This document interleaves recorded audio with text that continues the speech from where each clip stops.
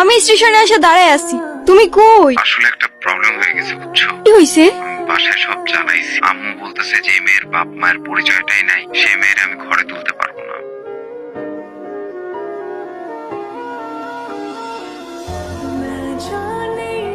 এই শহরের মানুষগুলোর জন্য কান্না করে লাভ নাই। বলছিলাম না, 2 দিনে ভালোবাসা হয়, 3 দিনে পালাই গিয়ে 4 দিনে ডিভোর্স হয়ে যায়। আপনার তো তাও ভাগ্য ভালো, আগেই কাহিনী শেষ। আচ্ছা, আমার সাথে বারবার কেন এমন হয় বলতে পারেন? কি হয়েছে বলেন তো? এই তো আসে নাই, আপনি বাসায় ফিরে যান। আমি আর ওই বাসায় ফিরতে পারবো না, আর কখনো ফিরতে চাইও না। ফিরতে চান না মানে? মা বাবা হারানোর পর আমি আমার মামা বাড়িতেই বড়। মা বাবার ভালোবাসাটা কি সেটা আমি কখনোই বুঝে উঠি নাই। আমি ভাবতাম মামা মামির মধ্যেই হয়তো আমি আমার বাবা মার ভালোবাসাটা খুঁজে পাবো। কিরে এত দেরি হলো যে? বেতন দিছে না? দিছে। টাকাটা দে। এই নে, এই 500 টাকা তোর কাছে রাখ। আর তোর মামি আসলি কোষ, আমি হাটে